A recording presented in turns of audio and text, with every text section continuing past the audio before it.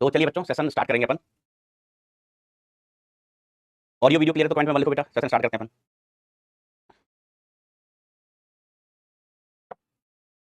आज हमारा lecture number है 8। इस टॉपिक का लास्ट लेक्चर होगा विद्युत चुंबकीय तरंगे, विद्युत चुंबकीय प्रेरण। ठीक है, चलिए दोस्तों हम काका पढ़ रहे थे। काका, हम काका बाबा ना जाने हैं काकरियो के लाडू।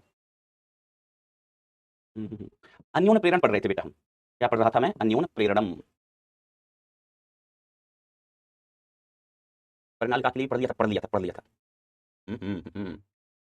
चलिए चलिए चलिए, आइए दोस्तों।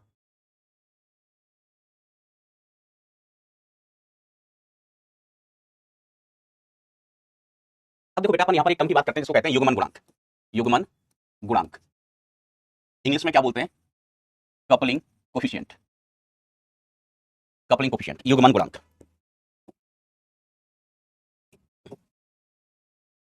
कपलिंग कोफिशिएंट, तैयार हैं सभी लोग? चलिए आओ दोस्तों, तो कपलिंग कोफिशिएंट क्या होता है बेटा? बेसिकली अपन क्या कहते हैं कि संबंध है ना, स्वप्रेरण, स्वप्रेरण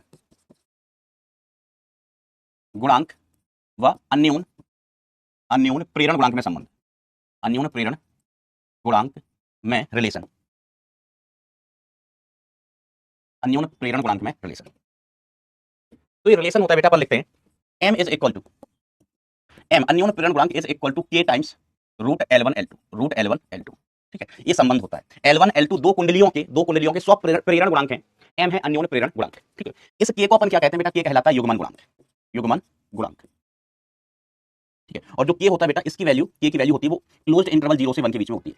k की वैल्यू बेटा 0 से 1 के बीच में हो सकती है या होती है।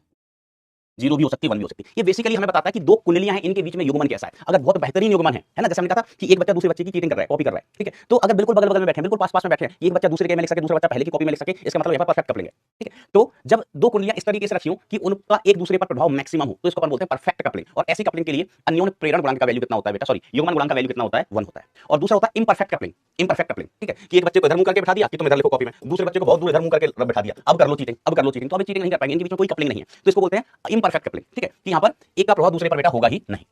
तो अगर मैं डायग्राम से इसको बनाने की कोशिश करूं, डायग्राम से बनाने की कोशिश करूं, तो जैसे एक कुंडली हमारी ऐसी है, एक कुंडली इधर रखी हुई है इस तरीके से, और दूसरी कुंडली यहाँ इसके बिल्कुल पास में ही रखी हुई है, दूसरी कुंडली बिल्कुल पास में रखी हुई है ऐसे। ये दिल पर देसी। तो इसकी चुंबकीय बल रेखाएं, जितनी चुंबकीय बल रेखाएं इससे निकल रही हैं, वो सारी की सारी चुंबकीय बल रेखाएं दूसरे से पास हो रही है। इस केस को हम क्या कहते हैं बेटा? Perfect coupling. इसको कहते हैं परफेक्ट कपलिंग। Perfect coupling. इसके लिए k की वैल्यू किसके बराबर होती है? 1 के। k की वैल्यू 1 के बराबर होती है। दूसरा केस हम ऐसा ले सकते हैं कि हमने एक कुंडली ऐसी रखी,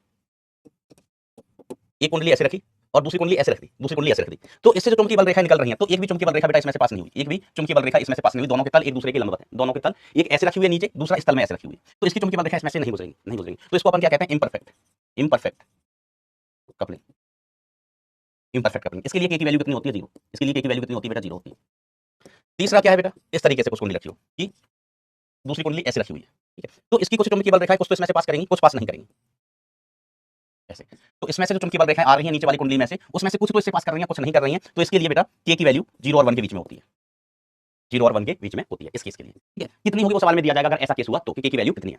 ठीक है, सिंपल भाषा में, कॉमन भाषा में बात करें कि यहाँ 36 से 36 गुण मिल रहे हैं, यहाँ पर 36 के 36 के गुण मिल रहे हैं, परफेक्ट कपलिंग है, परफेक्ट कपलिंग। और यहाँ पर बेटा एक भी गुण नहीं मिल रहा है, एक भी गुण नहीं मिल रहा है, समझ रहे हो? ठीक है, तो इसमें कपलिंग है ही नहीं भाई, इसमें कपलिंग है ही नहीं। ठीक है, इस केस में कुछ गुण मिल रहे हैं कि इसकी कुछ चुंबकीय बल रेखा इसमें से पास हो रही है, तो परफेक्ट कपलिंग 36 गुण मिल जाना। ठीक है, तो ये याद रखना कभी जरूरत पड़े तो। अब देखो प्रेरकत्वों का श्रेणी व समांतर संयोजन, श्रेणी व समांतर संयोजन। ठीक है, तो ध्यान देना, दो कुंडलियों का श्रेणी संयोजन, श्रेणी संयोजन, कुंडलियों को एक दूसरे के बहुत ही समीप रखा गया है। ठीक है, बहुत ही समीप रखा गया है, रखा गया। ठीक है, अब इसमें दो केसेस है कि जो L है श्रेणी क्रम में, L इक्विवेलेंट बराबर कितना हो गया? L1 plus L2, L1 plus L2। तब अगर अन्योन प्रेरण गुणांक कितना है? 0 है। अन्योन प्रेरण को अगर हम नेगलेक्ट कर दें, ठीक है, आप ऐसे समझ लो बेटा, ठीक है, श्रेणी संयोजन में, श्रेणी संयोजन में, हाँ मजा ना आ रहा यार, मैं बनाता हूँ उसको, मजा ना आया भैया, और जिस चीज में मजा नहीं आए वो चीज करना नहीं चाहिए।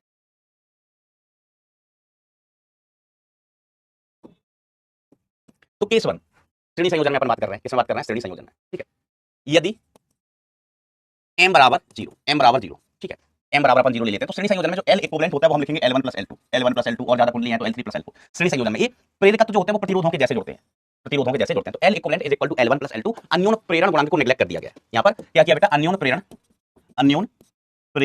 नेगलेक्ट किया गया है, नेगलेक्ट किया गया है, अन्योन प्रेरण को क्या कर दिया भाई साहब? नेगलेक्ट कर दिया। ठीक है, अब देखो जब m is not equal to zero, ये दूसरा केस है, m is not equal to zero, m को अगर हम जीरो नहीं लेते हैं, m को भी कंसीडर करके चलते हैं, अगर हम m को कंसीडर करके चल रहे हैं तो फिर दो केस बनेंगे कि जब दोनों कुंडलियों में धाराएं समान दिशा में हो या दोनों कुंडलियों में धाराएं विपरीत दिशा में हो।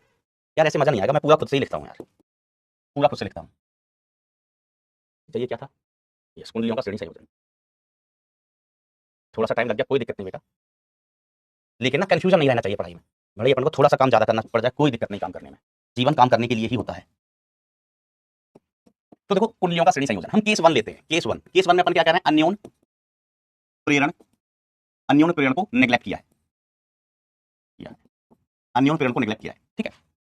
तो दो कुंडलियां श्रेणी में जुड़ी हुई हैं, एक दो या चलो तीन है, श्रेणी में जुड़ी हुई है, इसमें जुड़ी है श्रेणी में। इसका अन्योन प्रेरण गुणांक L1, इसका L2, इसका L3। तो L इक्विवेलेंट, अब सीधे सीधे याद रखना कि प्रतिरोधों की तरह जुड़ती है। तो L equivalent is equal to कितना हो जाएगा, L1 + L2 + L3, L1 + L2 + L3 and so on, L1 + L2 + L3 and so on, प्रतिरोधों की तरह, ठीक है। अब देखो यदि केस टू, यदि अन्योन प्रेरण को भी लिया जाए, प्रेरण को भी कंसीडर किया जाए, अन्योन प्रेरण को भी बेटा लिया जाए, तो क्या सीन होगा। तो केस वन, इसमें भी केस अलग अलग बनेंगे। केस ए, दोनों कुंडलियों में, दोनों कॉइल्स में धारा समान दिशा में बह रही हो, समान दिशा में बह रही हो, समान दिशा में बह रही हो। दो कुंडलियां हैं, दोनों में धाराएं बेटा समान। देखो अन्योन प्रेरण की जहां पर भी बात आई तो दो कुंडलियां होंगी और दोनों में धाराएं समान दिशा में बह रही। संकेत के तौर पर इसको ऐसे बना देते हैं, या तो लिख देंगे कि धाराएं समान दिशा में, नहीं तो ऐसे बना देंगे एक ही जैसे, ठीक है। समान दिशा में धारा बह रही, यहां से धारा आई है, इसमें धारा आई जाएगी। आप जानते हैं श्रेणी क्रम में धाराएं कैसी होती है बेटा, समान होती है, ठीक है। तो अब इसका L प्रभावी कितना हो जाएगा, ये हो जाएगा L1 + M, इसका L कितना हो जाएगा L1 + M, और इसका L कितना हो जाएगा L2 + M। L1 L2 स्वप्रेरण गुणांक है और M क्या है बेटा, अन्योन प्रेरण गुणांक, ठीक है। तो अब L इक्विवेलेंट इस सिस्टम का हम क्या लिखेंगे, L1 + M, पहले का कुल प्रेरण गुणांक, प्लस L2 + M, दूसरे का कुल प्रेरण गुणांक, ठीक है। आप इसको ऐसे भी लिख सकते हो, फिर अंततः L1 + L2 + 2M, इस तरीके से, ठीक है। धाराएं भी समान दिशा में, ठीक है। अब इसमें केस बी ले लेते हैं अपन कि कॉइल्स में धाराएं विपरीत दिशाओं में, कॉइल्स में धाराएं विपरीत दिशाओं में है। इसको संकेत के तौर पर कैसे बनाते हैं, या तो सवाल में सीधा लिख देंगे कि धाराएं विपरीत दिशा में, नहीं तो ऐसे उल्टी कुंडलियां बना देंगे। कितना मजा आ रहा है कुंडली बनाने में मुझे। इसमें सेम जैसे बनी, एक ही जैसी कुंडली बनी, इसमें हमने उल्टी बना दी, उल्टी। तो इसका L हम लिखेंगे L1 - M, L में से M घटा दो, इसका L प्रभावी हो जाएगा L2 - M। धाराएं दोनों में विपरीत दिशा में, धाराएं होंगी समान बट विपरीत दिशा में। तो इस केस में L इक्विवेलेंट हम लिखेंगे पहले वाले का कुल प्रेरण प्लस दूसरे वाले का कुल प्रेरण, दूसरे वाले का बेटा कुल प्रेरण, दूसरे वाले का कुल प्रेरण, ठीक है। तो L equivalent is equal to कितना हो गया, L1 + L2 - का 2M, इस तरीके से, ठीक है, इस तरीके से। तो ये तो सीरीज कॉम्बिनेशन हो गया। M वाले केसेस कम ही मिलेंगे आपको, M वाले केसेस बेटा आपको कम ही देखने को मिलेंगे, ठीक है। समांतर क्रम में क्या होगा बेटा, समांतर क्रम में देखिए बेटा, अगर हम M को नेग्लेक्ट कर दिया, पहले केस में M को नेग्लेक्ट कर दिया, तो 1/L equivalent is equal to 1/L1 + 1/L2, या L is equal to L1 L2 divided by L1 + L2, बरोबर। जैसे कि प्रतिरोध जोड़ते थे, है ना, आप नोट करके लिख सकते हैं कि इंडक्टर, प्रेरकत्व, इंडक्टर बोलते हैं बेटा, इंडक्टर रेजिस्टेंस के जैसे जोड़ते हैं।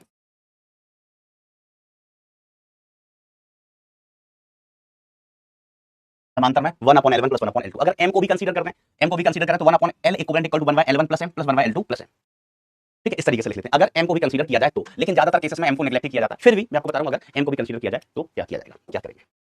चलिए अब अपन को सवाल देखते हैं। एक बेलनाकार छड़ पर दो कुंडलियां एक दूसरे पर लपेटी गई हैं, प्रत्येक कुंडली का प्रेरकत्व कितना है, तो अन्योन प्रेरकत्व कितना होगा। अब देखो एक दूसरे के ऊपर ही लपेट दिए हैं, एक रॉड पर दो कुंडलियां एक दूसरे के ऊपर लपेट दी हैं, तो जरा आप कमेंट में बताएंगे इनका युग्मन गुणांक कितना हो जाएगा, युग्मन गुणांक कितना हो जाएगा। तो देखो हमारे पास एक रॉड है, दो लपेट दी इसके ऊपर, एक ऐसे लपेट दी झक झक झक झक झक झक झक झक, और दूसरी भी इसके ऊपर ही लपेट दी झक झक झक झक झक झक झक झक झक, ऐसे लपेट दी। तो भैया कपलिंग कैसी है, 36 के 36 गुण मिल रहे हैं कि नहीं मिल रहे हैं, 36 के 36 गुण मिल रहे हैं कि नहीं मिल रहे हैं, सर बिल्कुल मिल रहे हैं। तो K इज इक्वल टू यहाँ पर कितना हो जाएगा बेटा, 1 हो जाएगा। L दिया है, M निकालना है। यदि कुंडली का प्रेरकत्व है ना, ये किसकी वैल्यू हुई, L की, L दिया है, अन्योन प्रेरकत्व निकालना है, L दिया है और हमें निकालना क्या है, अन्योन प्रेरकत्व M का मान। तो L और M में क्या संबंध होता है, किसी ने बताया क्या इस दुनिया में आपको, आप कहोगे मास्टर अभी आपने तो बताया है कि M इज इक्वल टू होता है युग्मन गुणांक √L1 √L2। तो M इज इक्वल टू युग्मन गुणांक कितना ले लेंगे, 1, एक दूसरे के ऊपर लपेटी गई है, परफेक्ट युग्मन। तो L1 की वैल्यू भी 0.1 और L2 की वैल्यू भी 0.1, तो M की वैल्यू भी कितनी आ गई, इसका रूट लोगे माय डियर फ्रेंड, तो 0.1 हेनरी ओलोंगा, हेनरी इसकी यूनिट हो। वैसे कठिन नहीं है, बिल्कुल भी कठिन नहीं है, 0.1 ही आ जाएगा। वेरी गुड बेटा, वेरी गुड।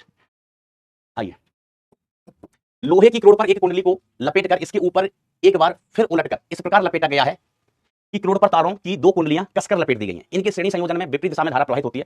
तो इसके स्वप्रेरकत्व के बारे में आप क्या अनुमान लगा सकते हैं, कम होगा या अधिक होगा, ठीक है।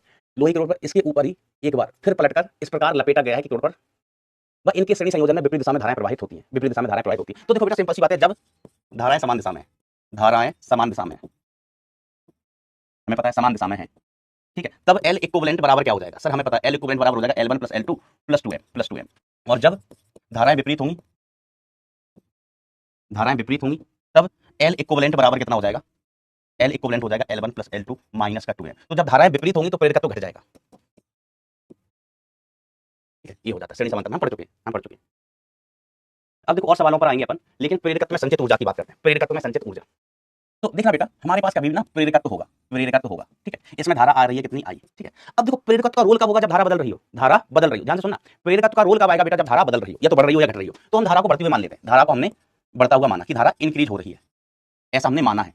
तो देखो प्रेरकत्व की बेटा हमें बैटरी लगाना सीखना है, जो सेल्फ इंडक्टेंस होता है इसकी बैटरी अपन क्या लिखते हैं, LdI/dt।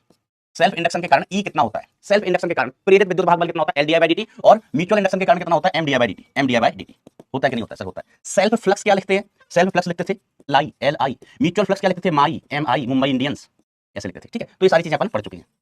अब सेल्फ इंडक्शन की जो हमें बैटरी लगाना है, ध्यान से सुनिएगा, सेल्फ इंडक्शन की जो बैटरी लगाना है उसका तरीका ध्यान से सुनना।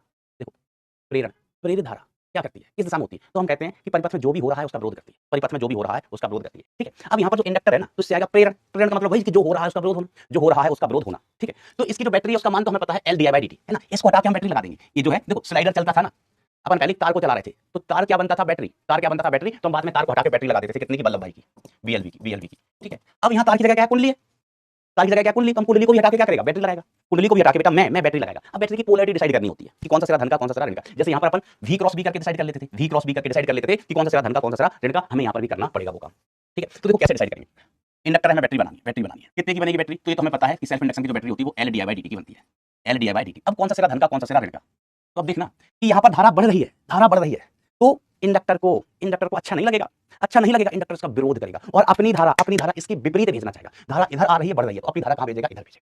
धारा इधर आ रही है और बढ़ रही है, तो इंडक्टर अपनी धारा विपरीत भेजना चाहेगा। तो ये जो बैटरी है उसकी ऐसी पोलैरिटी, ये वाला सिरा धन का, ये वाला ई इंड्यूस्ड इस दिशा में भेजना चाहिए, ठीक है। अगर इसी केस में हम ऐसा ले लेते हैं ना, इंडक्टर की बैटरी लगाना सीख रहे हैं, फिर अपन ऊर्जा की बात तो कर ही लेंगे। यहाँ पर धारा आई होती और आई डिक्रीज हो रही होती, आई घट रही है बेचारी, तो जो इंडक्टर क्या करता, इसको सपोर्ट करता, धन से इधर होता, क्योंकि ये बेचारी घट रही है, इंडक्टर को अच्छा नहीं लगता कि धारा कम घट रही है, हम बढ़ाएंगे, तो इंडक्टर भी अपनी धारा इसी दिशा में भेजता। तो जो बैटरी है सेल्फ इंडक्शन की LdI/dt की, हम ऐसे लगाते हैं, कैसे लगाते भाई साहब, ऐसे लगाते हैं, ठीक है। तो पोलैरिटी समझ में आना चाहिए कि धारा बढ़ रही है, घट रही है, हमें इसकी बैटरी लगाना आना चाहिए, ठीक है। तो ये तो बात होगी कि हम बैटरी कैसे लगाएंगे, ठीक है, बैटरी लगाने का तरीका है ना, बैटरी कैसे लगाएं।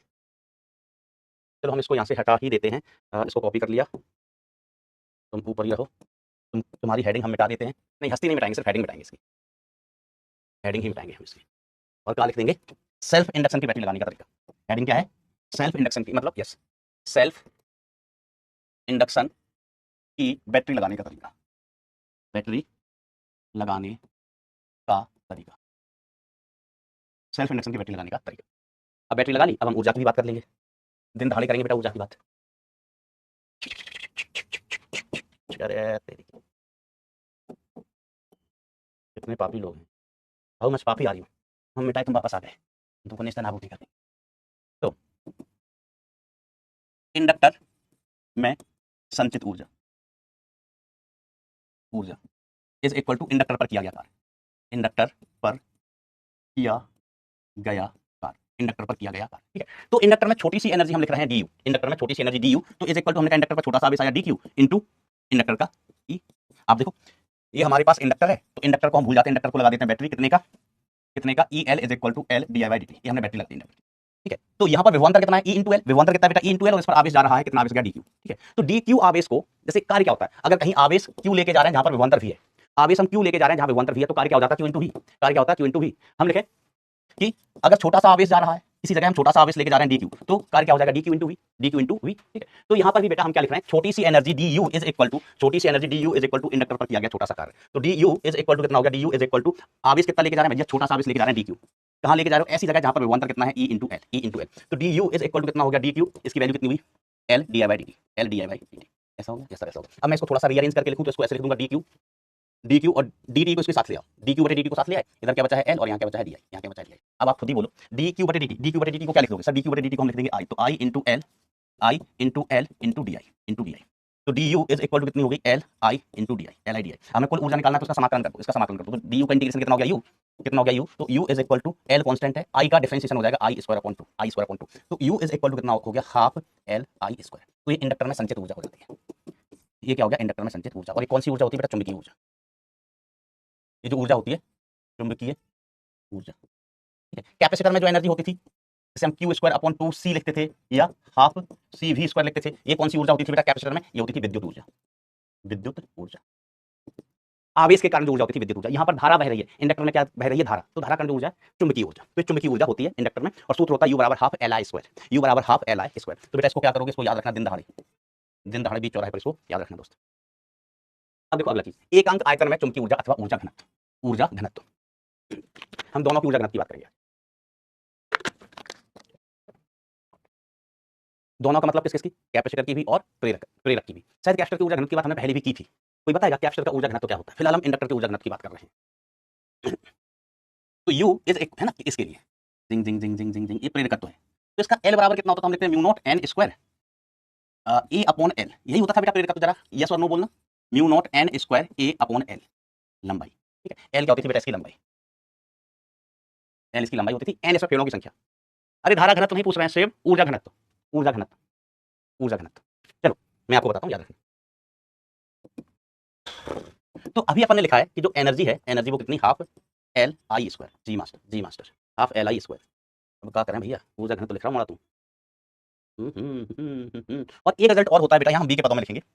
एक रिजल्ट और होता है बी, मैग्नेटिक फील्ड कितनी होती है, mu naught n i, mu naught n i. तो कभी हमें यहाँ से आई की जरूरत पड़ेगी तो आई इज इक्वल टू हम लिख लेंगे B divided by mu naught into छोटका एन, छोटका एन। अगर हम इसको बड़का एन के पदों में लिखना चाहें तो देखो इसको आप ऐसे लिख सकते हैं, mu naught capital N upon L into I, ठीक है, बड़ा एन के पदों में। ठीक है, तो यहाँ से अगर हमें कभी बी का मान निकालना है तो बी इज इक्वल टू कितना, सॉरी आई का मान निकालना है बेटा यहाँ से, तो आई इज इक्वल टू कितना आ जाएगा, I is equal to B into L divided by mu naught into L, mu naught into L. ये बी का मान हो गया और ये एल का मान है, तो इन दोनों मानों के हम उपयोग करेंगे, आई का मान रख देंगे और बी का मान रख देंगे। ठीक है, तो ऊर्जा इज इक्वल टू हम लिखते हैं हाफ एल आई स्क्वायर। ठीक है मास्टर, तो इसकी जगह अपन क्या लिखेंगे दोस्त, U is equal to half, L की जगह क्या लिखोगे दोस्त, mu naught N square A upon L, और आई की जगह आई का स्क्वायर है तो ये हो जाएगा B square L square upon mu naught square into N square, N square. अब यही मचा दो काटा कूटा, एन स्क्वायर से एन स्क्वायर गया, एक एल से एक एल गया, बस आंसर आ गया भैया, म्यू नॉट से म्यू नॉट गया, म्यू नॉट से क्या गया, म्यू नॉट गया।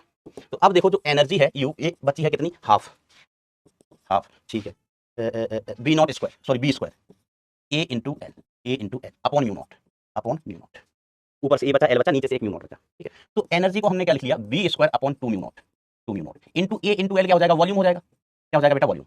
तो वॉल्यूम को यहाँ लेके आ जाते हैं, तो energy upon volume is equal to B square upon two mu naught, B square upon two mu naught. तो एनर्जी अपॉन वॉल्यूम को अपन क्या लिख सकते हैं, एनर्जी डेंसिटी, ऊर्जा घनत्व, द्रव्यमान बटे आयतन, द्रव्यमान घनत्व, ऊर्जा बटे आयतन, ऊर्जा घनत्व। इसका मान कितना आया, B square divided by two mu naught. इसको याद रखा जाए।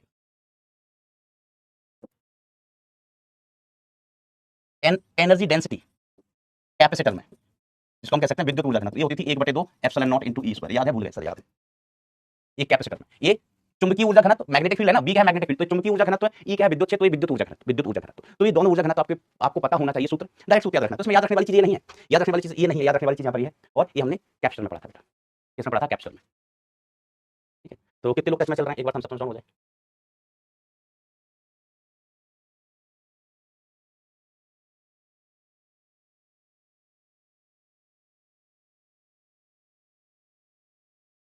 अब देखो बेटा बहुत ही कॉमन सवाल है, बहुत ही कॉमन सवाल है।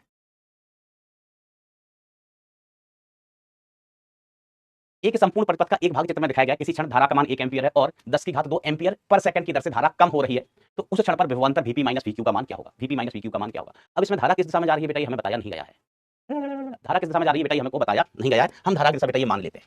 ठीक है, एग्जाम में आपको धारा की दिशा बताई जाएगी, ये धारा है I और ये धारा I क्या हो रही है बेटा, घट रही है, धारा I घट रही है बेटा। बेटा रिजल्ट याद रखना है, उसमें ना किसी बच्चे को कंफ्यूजन है ना, तो एक तो रिजल्ट आपका ये हो गया हाफ एल आई स्क्वायर, दूसरा रिजल्ट एनर्जी डेंसिटी का हो गया बी के पदों में B square upon two mu naught. ठीक है, तो बस ये दो चीजें आपको याद रखनी है, दो चीजें बेटा आपको याद रखनी है, ये दो चीजें आपको याद रखनी चाहिए। तो अब देखो ये धारा घट रही है, अब हमें इसकी बैटरी लगाना है, हमको क्या करना है बेटा, इसकी बैटरी लगाना है। तो इसकी बैटरी हम कैसे लगाएंगे, सुनिएगा, बैटरी हम कैसे लगाएंगे। तो आई इधर जा रही है और ये धारा घट रही है, ये धारा क्या हो रही है बेटा, घट रही है, तो इंडक्टर अपनी धारा किस दिशा में भेजना चाहेगा, तो चूंकि धारा घट रही है तो इंडक्टर अपनी धारा इधर ही भेजना चाहेगा। समझ रहे हो बेटा बात को, ये आई घट रही है तो इंडक्टर को अच्छा नहीं लगेगा आई को घटाना, तो इंडक्टर आई बढ़ाना चाहेगा, तो ये बैटरी ऐसे लगाएगा कि इंडक्टर की धारा इस धारा को सपोर्ट करे। तो ये धारा कहां जा रही थी, इधर जा रही है, ये धारा कहाँ जा रही है बेटा, इधर जा रही है आई, तो इंडक्टर भी अपनी धारा इधर ही भेजना चाहेगा, इधर ही भेजना चाहेगा। और इसकी जो बैटरी होगी सेल्फ इंडक्शन की वो कितनी की होगी, L D I by D T, L D I by D T की। अब हमें क्या ज्ञात करना है, वीपी माइनस वीक्यू, तो सर्किट के बेटा वही फंडे, वीपी माइनस वीक्यू निकालना है, तो हम पॉइंट पी से चलेंगे पॉइंट क्यू, साथ देना मेरा, पॉइंट पी से चलेंगे पॉइंट क्यू, तो यहाँ से चलना स्टार्ट किया मैं, चलते चलते चलते हमें इंडक्टर मिला जिसकी बैटरी हमने लगा ली है, और चलते चलते बैटरी का हमें कौन सा सिरा पहले मिला है, ऋण सिरा, कौन सा सिरा, ऋण सिरा, तो माइनस का L D I by D T. फिर आगे गया बैटरी का धन सिरा मिला, तो प्लस का 30 वोल्ट। फिर प्रतिरोध मिला, प्रतिरोध को हम पार कर रहे हैं धारा की ही दिशा में, प्रतिरोध को बेटा हम पार कर रहे हैं धारा की ही दिशा में, तो ये कितना आई इंटू आर, हम बस अब मान रख दो, वीपी माइनस वीक्यू का मान कितना आ गया, माइनस का एल का मान कितना दिया है सवाल में, अच्छा यहाँ लिखा है 50 मिली हेनरी, तो 50 into 10 to the power minus 3 Henry.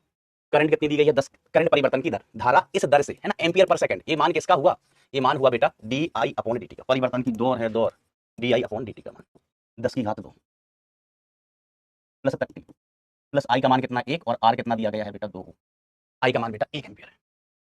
तो Vp minus V Q is equal to कितना आया, ये 1 2 3 3 जीरो गया, माइनस का 5 बचा, प्लस का 30 प्लस का 2 तो ये कितना आया बेटा, ये कितना आया 30 और 2 32 माइनस 5 27 वोल्ट, 27 वोल्ट। हमने बेटा धारा इधर मानी है कि धारा इस दिशा में बह रही है, धारा की दिशा सवाल में बेटा मिसिंग है, तो हमने माना है इसको, क्या किया, माना है। चलो हम धारा की दिशा दूसरी भी मान के बता देते हैं, घट रही है तो दिया है, घट रही है ये तो दिया है, लेकिन दिशा हमने मानी है, ठीक है। अब देखो कि मान लीजिए हम धारा की दिशा इधर मान लेते, सवाल में दिया होता है बेटा, सवाल में दिया होता है, लेकिन इसमें ना डायग्राम बनाते टाइम मिस हो गया है, हम दोनों ही केस लेके करवा देते हैं, क्या फर्क पड़ता है। हमने धारा इस दिशा में मान ली, धारा इस दिशा में बह रही है, धारा इधर जा रही है आई, ये हमने माना है आई की दिशा को, दिशा को माना है ना, दिशा मानी है हमने, दिशा मानी है। ये घट रही है तो सवाल में दिया है, ये घट रही है, तो इंडक्टर क्या करेगा, धारा इधर जा रही है और घट रही है बेचारी, धारा इधर जा रही है और घट रही है बेचारी, तो इंडक्टर इसको सपोर्ट करेगा, L D I by D T, L D I by D T की बैटरी इधर लगेगी। अब कुछ नहीं करना है, पी से जाओ क्यू, तो VP minus VQ, VP minus VQ, चले चले चले, इंडक्टर मिला उसकी बैटरी का धन सिरा, तो प्लस का L D I by D T, concept नहीं बदलेंगे, बैटरी मिला बैटरी का धन सिरा 30 वोल्ट, बैटरी का धन सिरा, करंट के विपरीत जा रहे हैं, प्रतिरोध में धारा इधर है, धारा इधर है, और हम इधर जा रहे हैं पीछे, तो माइनस का आई आर, माइनस का आई आर, तो VP minus VQ is equal to L का मान है 50 into 10 to the power minus का 3, डी बाई डी टी कितनी है 10 की घात 2 है, प्लस 30 वोल्ट, आई का मान कितना दिया है 1, आर का मान कितना है 2, तो वीपी क्या हो रहा है, कुछ नहीं, VP minus V Q is equal to, इधर से कितना बचा सॉल्व होके 5, इधर से कितना 30 माइनस का 2, तो 33 वोल्ट आ गया। तो दो आंसर पॉसिबल हैं इसके, depending upon the direction of current. अगर धारा दिशा ये दी गई है तो आंसर आएगा 33, अगर धारा दिशा इधर दी गई होती तो आंसर आता 27। सीख रहे हो क्या बेटा, सारी कॉन्सेप्ट पुरानी है, बस एक इंडक्टर आया है तो इंडक्टर की बैटरी लगानी हमें सीख लेनी है। ये सारे सवाल अपन, ये सब सवाल हम अपन कर चुके हैं। आइए ये सवाल पढ़ते हैं।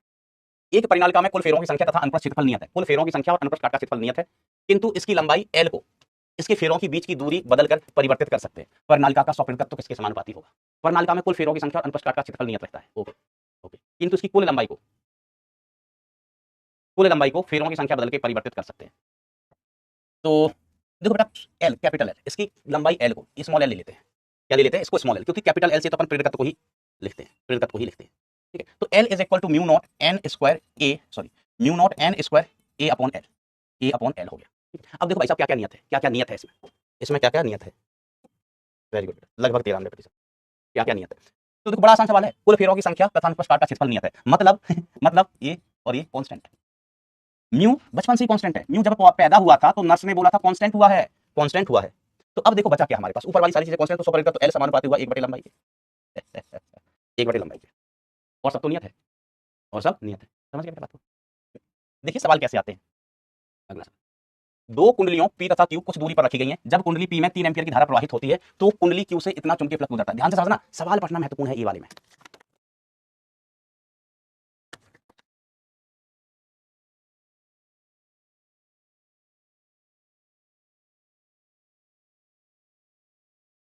सवाल पढ़ते हैं, इसका नाम P, इसका नाम Q, P में धारा IP बराबर 3 एम्पीयर, जब धारा P में 3 एम्पीयर बहती तो Q से गुजरने वाला फ्लक्स, तो ये म्यूचुअल फ्लक्स हुआ, तो फ्लक्स किससे Q से गुजरने वाला, धारा किसमें है P में, तो ये हो गया M इंटू I, धारा किसमें है P में, धारा किसमें है P में, ठीक है, इतना है, फ्लक्स दिया गया। Q में कोई धारा नहीं है, गुजरता है, तो Q में कोई धारा नहीं है। अब देखना जब P में कोई धारा नहीं है, P में कोई धारा नहीं है, अभी P की धारा हटा दी गई है, धारा किसमें बेटा Q में, तो ये P और ये Q, P में कोई धारा नहीं है, Q में धारा है, तो हम इसको कह देता है बेटा IQ, क्या कह देता है IQ में दो धारा, इसमें कितनी धारा बह रही है 2 एम्पीयर का, मैं नहीं कह रहा हूं, सवाल में बोला है, इसमें जो धारा है IQ ये कितना है 2 एम्पीयर का, 2 एम्पीयर का, तो इससे गुजरने वाला फ्लक्स हमें बताना है, हमें क्या बताना है, flux passing through P due to Q, ठीक है। तो इसको हम कैसे लिखेंगे, M इंटू धारा किसमें Q में, धारा किसमें Q में, ऐसे ही लिखा जाता है फ्लक्स। अब देखना सवाल का लेवल, अपन पढ़ते तो पता नहीं क्या क्या है, पूछते क्या है, देखो भाई इसलिए पढ़ते ना अपन बहुत सारी चीजें कि एडवांस में बेटा कुछ भी पूछा जा सकता है, तो हमें पूरी डिटेल एनालिसिस आना चाहिए, सारी चीजें हमें पता होनी चाहिए, कि आप अभी ये नहीं कह पाओ कि मास्टर तुमने मुझे ये नहीं पढ़ाया था, लेकिन पूछा क्या जाता है, देखना ये लिखना आ गया, इसको हमने कहा समीकरण 1, हमने कहा इसको समीकरण 2, समीकरण 1 को भाग दे दो, 1 में 2 को भाग दे दो, तो फ्लक्स किससे, Q से गुजरने वाला किसके कारण, P से, P के कारण, बटे फ्लक्स किससे गुजरने वाला, P से, किसके कारण, Q से, इज इक्वल टू M इधर IP divide by M IQ, M से M बढ़ा दो, M तो सेम ही रहता है बेटा, है ना, मैंने आपको बताया था, M से M बढ़ा दो बेटा, तो यहां से अब हमें क्या मिलेगा बेटा, अंततः हमें क्या निकालना, इसका फ्लक्स दिया है Q से पास होने वाला फ्लक्स P के कारण कितना दिया है, 10 की घात माइनस का 3, हमें ये वाला फ्लक्स निकालना है, फ्लक्स किससे P से, धारा किसमें है जब Q में है, आई में धारा कितनी है 3 एम्पियर, इसमें धारा कितनी है 2 एम्पियर, तो बेटा यहाँ से फ्लक्स किससे गुजरने वाला, P से, किसके कारण, Q से, ये कितना आ गया 2/3 into 10 to the power minus का 3, ये आंसर आ गया। इसको भाग दोगे तो कितना आएगा 6.66 into 10 to the power minus, sorry भाग दोगे तो 0.66 into 10 to the power minus का 3, जिसको आप ऐसे लिख सकते हैं। इज इट कठिन कठिन सवाल होते हैं, अन्योन्य प्रेरण का सवाल है। अगला सवाल देखिए, जब एक कुंडली में धारा आई को एक सेकंड में एक समान दर से 10 से 25 तक बढ़ाते हैं, 10 से कहां तक बढ़ाए 25 तक बढ़ाते हैं, तो कुंडली में स्व प्रेरित विद्युत वाहक 25 वोल्ट है, कुंडली की ऊर्जा में परिवर्तन का मान क्या होगा, कुंडली की ऊर्जा में परिवर्तन का मान क्या होगा, ओ माय गॉड, एक सेकंड में इतना बढ़ा रहे हैं, प्रेरित विद्युत भाग बल दिया है, तो देखो इसको अपन क्या लिखते हैं, ई इंड्यूस किसका, सेल्फ इंडक्शन का, ई इंड्यूस किसका, सेल्फ इंडक्शन का, इसको हम लिखते हैं L D by D T. Yes sir. अब धारा की दर एग्जैक्टली ऐसे नहीं दिया तो इसको हम ऐसे भी लिख सकते हैं ना, L delta I upon delta T, धारा परिवर्तन जड़ा बड़ा है ना, पिछले सवाल में धारा की परिवर्तन की दर दी गई थी D I by D T, अब अगर ये अंतर बड़ा है ना तो हम इसको ऐसे भी लिख सकते हैं डेल्टा आई बटे डेल्टा टी, डेल्टा आई बटे डेल्टा टी लिख सकते हैं। अब देखो हमें चाहिए क्या, कुंडली की ऊर्जा में परिवर्तन का मान, तो देखो कुंडली में ऊर्जा परिवर्तन का मान हम बड़ी आसानी से निकाल सकते हैं, एनर्जी इनिशियल, देखो एनर्जी इनिशियल क्या लिखेंगे, half L I one square, या आई इनिशियल का स्क्वायर, एनर्जी फाइनल क्या लिखेंगे, हाफ एल आई फाइनल का स्क्वायर, ये चलो इसको हम आई इनिशियल कह देते हैं, इसको हम कह देते हैं आई फाइनल का स्क्वायर। ऊर्जा में परिवर्तन चाहिए, ऊर्जा में परिवर्तन तो U final minus U initial, तो delta U is equal to, इसको घटाओगे तो हाफ एल कॉमन आ गया, बचा क्या है I final square minus I initial का स्क्वायर, ठीक है, तो delta U is equal to half L का मान बेटा हमें दिया नहीं है, आई फाइनल कितना है 25, आई इनिशियल कितना है 10, तो आपको ये जो एक्स्ट्रा जानकारी दी गई वो एल निकालने के लिए, अगर हमें एल का मान पता होता तो यही डेल्टा यू मिल गया, ऊर्जा में परिवर्तन मिल गया, तो एल का मान ज्ञात करने के लिए बेटा हमें जानकारी ऊपर दी गई है कि प्रेरित विद्युत वाहक बल कितना आयो 25 आयो, इज इक्वल टू एल, धारा में परिवर्तन कितना हुआ 10 से 25 मतलब कितना हुआ 15, कितने समय में हो रहा है, समय अंतराल कितना दिया साहब 1 सेकंड,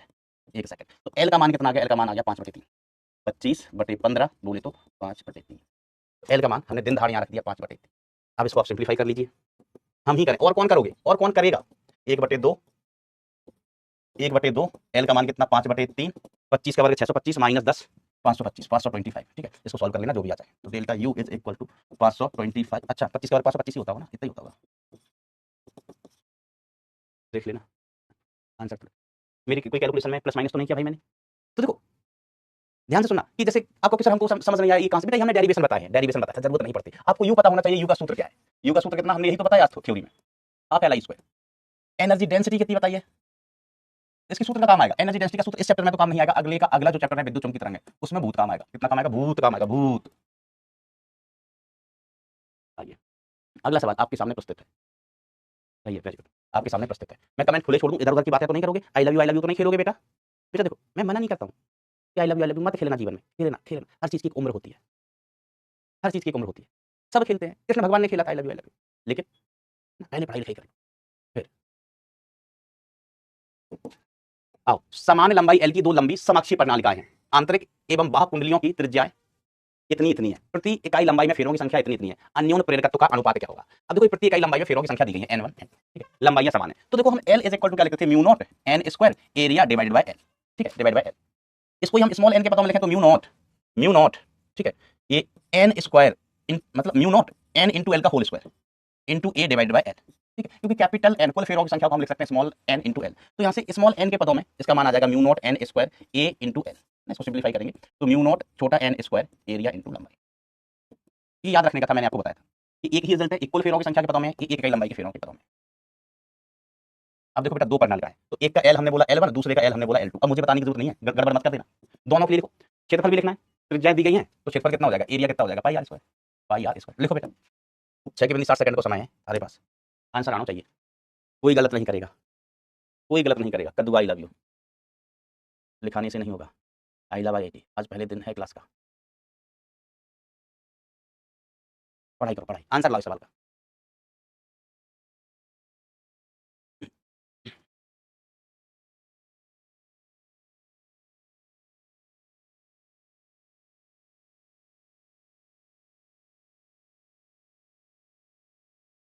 बेटा एक बार फिर से पढ़ना, एक बार फिर से रिवाइज करना चैप्टर को, मजेदार चैप्टर है, अच्छा चैप्टर है, यस उत्कर्ष बेटा मुझे याद है, उत्कर्ष बेटा मुझे याद है, डोंट वरी हम बताएगा, डोंट वरी। अंश पांडे सर आप भी खेलते थे अपने जमाने में। अंजलि कुमारी सर मुझे फिजिक्स समझ नहीं आता, तो बेटा और मैथ्स और केमिस्ट्री पढ़ लो, जीवन में जो काम करने में मजा है वो करो, मैथ केमिस्ट्री बायोलॉजी ये 3 सब्जेक्ट पढ़ लो बेटा। चलिए हो गया, आइए तो ये म्यू नॉट पहले फेरों की संख्या n1 दी गई है, एक दो कुंडली है ना, एरिया कितना पाई r1 स्क्वायर लिख दोगे, लंबाई समान है। दूसरी क्वाली के लिए म्यू नॉट फेरों की संख्या इकाई लंबाई में n2 square pi r2 square into l। तो बेटा मैं आप ये से बालिका कह रही है कि सर फिजिक्स होता है ऐसा, अंजलि कुमारी है ना, मैं ये मजाक की बात थी कि बायो पढ़ लो ऐसे। बेटा देखो मैं आपकी तरफ से कोशिश करता हूँ, मैं अपनी तरफ से भी कोशिश करता हूँ आपको समझ में आ जाए, मैं ये भी कोशिश करता हूँ, मैं ही क्या सभी टीचर करते हैं कि ज़्यादा से ज़्यादा क्वेश्चन प्रैक्टिस हो जाए, ये भी कोशिश करते हैं कि अच्छे क्वेश्चन प्रैक्टिस भी हो जाए, अच्छे क्वेश्चन भी हो जाए, ये भी कोशिश करते हैं कि जो आपका एग्जाम है ना बिल्कुल उसकी ओरिएंटेड उसकी जैसी पढ़ाई हो, है ना कोई चीज़ मेंस की छूटे और ना कोई चीज़ एडवांस की छूटे, ये सभी टीचर्स की कोशिश होती है, ठीक है, कोशिश सभी टीचर्स करते हैं और आप भी पढ़ने की बिल्कुल बेटा कोशिश करते हैं, लेकिन किसी कारणवश होता है ऐसा, फ्रीक्वेंसी मैच नहीं हो रही है, मैं जो पढ़ा रहा हूँ आपको समझ में नहीं आ पाता है, कोई बात नहीं बेटा, इसी अभी तो अपने पास ना पिछले साल तक ऐसा होता तो मेरे पास कोई सोल्यूशन नहीं था बेटा इसका, लास्ट ईयर तक कोई बच्चा कहता था कि सर आप फिजिक्स पढ़ा रहे हो हमको समझ नहीं आ रही, तो हम उसको बस यही बोलते थे बेटा हमें माफ करना, आई एम सो सॉरी। लेकिन इस बार तो भगवान की कृपा से अलग सर की कृपा से अपने पास ऑप्शन है, अपने पास 2 बैचेज हैं, एक लक्ष्य जेई वाला और एक लक्ष्य 2.0, 2 बैचेज हैं अपने पास। तो मैं समझाने की कोशिश कर रहा हूँ, नहीं समझ पा रहे हैं आप या नहीं आप समझा पा रहा हूँ मैं आपको, तो आप 2.0 ज्वाइन कर सकते हैं, अभी तो ऑप्शन है ना बेटा। मेन चीज़ क्या है, मेन चीज़ क्या है कि आपको पढ़ना है, आपको सेलेक्ट होना है, आपको अपनी मंजिल पानी है, जहाँ से भी समझ में आए, जैसे भी समझ में आए वैसे पढ़, बट पढ़िए, इट इज़ इंपॉर्टेंट थिंग, पढ़ना इज़ इंपॉर्टेंट थिंग बेटा। तो व्हाट इज़ द आंसर? हैं? हाँ, हाँ, ये तो कोई ऑप्शन ही ना है।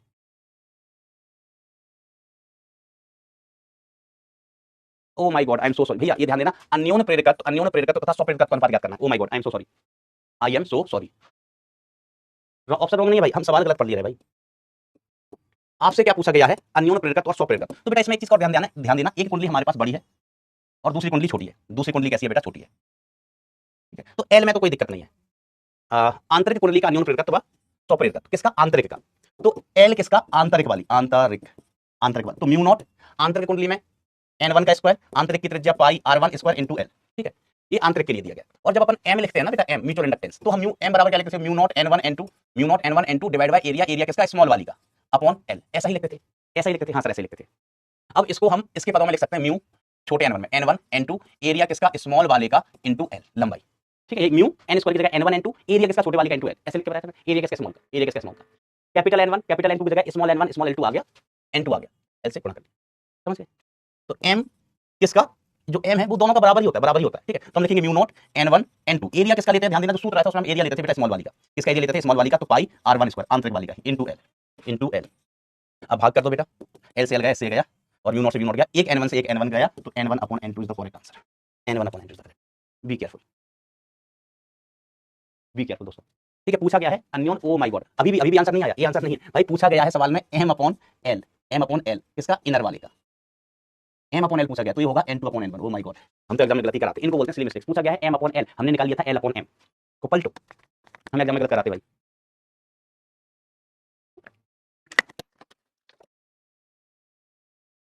और ऐसा होता है बेटा, आती हुई चीजें गलत हो जाती हैं। अगला सवाल, चुंबकीय फ्लक्स के बदलने से 100 ओम प्रतिरोध की कुंडली में प्रेरित धारा को दिखाया गया है, कुंडली से गुजरने वाले फ्लक्स, ये हम करवा चुके हैं, डन इन क्लास। सर कब करवाए थे, कैसे होगा, तो हमने कहा देखो आवेश इज इक्वल टू, अपन क्या लिखते थे, आवेश इक्वल टू फ्लक्स में परिवर्तन अपॉन आर, तो फ्लक्स में परिवर्तन इज इक्वल टू आवेश इनटू प्रतिरोध, ठीक है। तो फ्लक्स में परिवर्तन आवेश क्या हो जाएगा, इस ग्राफ का एरिया इनटू आर, इस ग्राफ का जो एरिया होता है वो हमें आवेश देता है, ठीक है करना। इसी कुंडली में धारा परिवर्तन की दर इतना है, कुंडली का स्वप्रेरण गुणांक कितना है, हेनरी। ये बेटा ये सवाल है क्या, देखो कैसे सवाल, मैंने आपको बोला ना कई बार सवाल ऐसे पूछते हैं आपको हंसी आता है कि सर हम इतना सारा चीजें पढ़ लेते हैं कि पूछ का रहे हैं पगले। एल कितना है, 0.4, धारा परिवर्तन की दर कितनी, चेक करना चाहते हैं तुमको गुणा करना आता है कि नहीं आता है, तो E L is equal to 0.0 को खा गया 4 5 20 200 वोल्ट, 200 वोल्ट करते हैं, 200 volt is the correct answer, 5 5 को 20 1 0 खा गया, ठीक है। ऐसे किसी कुंडली में धारा का मान इतना होने पर कुंडली में प्रेरित विद्युत भाग बल इतना है, तो इतने सेकंड बेटा। फिर ये होमवर्क आपका बिल्कुल आसान सवाल है, E induce is equal to L delta I upon delta T कर देना बस, तो प्रेरण गुणांक निकालना है, विद्युत भाग बल 2 वोल्ट दिया है, ये आपका ग्रह कार्य है, ग्रह कार्य नंबर 1। कोई अच्छा सवाल होगा तो मैं करवाऊंगा, नहीं तो हम नेक्स्ट टॉपिक पे चलते हैं। संचित ऊर्जा है ना, तो ये भी बिल्कुल बिल्कुल पूछा सवाल है, ठीक है। देखो मिली हेनरी में आप बोल उस पर आधारित सवाल करवा दो, है ना, सूत्र पर, ये हाफ एल आई स्क्वायर, ये एल दिया गया है बेटा, ये धारा दी गई है, half L I square. Homework number 3, sir ये तो कठिन लग रहा है, तो घुमाने पर कितना आता था E induce, B omega L square by, मैं नहीं तू, घुमाने पर इतना, घुमा रहे हैं ना बेटा, घुमा रहे हैं ना क्षण को, सबसे ज्यादा अन्योन्य प्रेरकत्व सबसे ज्यादा किसमें होगा बेटा, ए में, परफेक्ट कपलिंग है बेटा, ए में सबसे ज्यादा, इसकी जितनी भी बल मतलब सबसे ज्यादा बल रेखा ना इसी केस में पास होंगे, सबसे ज्यादा बल रेखा इसी केस में पास होंगे, परफेक्ट कपलिंग। दो लूपों के निकाय का अन्योन्य प्रेरण ज्ञात कीजिए, इनकी दूरी बहुत है, इनकी दूरी कैसी बेटा, बहुत ज्यादा। ट्राई करोगे बेटा, होमवर्क नंबर 4 करना है आपको ट्राई। आप क्या करना, एक में धारा बहा दो, एक में धारा बहा दो आई, इसकी फील्ड एरिया इसका, तो हम कहेंगे पाई म्यूचुअल जो अपन लिखेंगे flux passing through 2 due to 1 is equal to B किसका 1 का, एरिया किसका 2 का, एरिया किसका 2 का, तो flux passing through 2 due to 1 is equal to कितना हो जाएगा, mu naught I into R square divided by 2 है ना। अब त्रिज्या ए दी है तो mu naught I A square divided by 2 L square plus A square, L square plus A square का घात 3/2 इनटू पाई ए स्क्वायर। ठीक है, याद है ना बेटा, बी एक्सिस पर क्या होता था, mu naught I R square divided by 2 into x square plus R square का पावर 3/2। तो यहाँ पर आर की वैल्यू कितनी दी गई है ए, और एक्स की वैल्यू कितनी दी गई है बेटा एल, छुटकाया पड़ जाएगा, छुटकाया।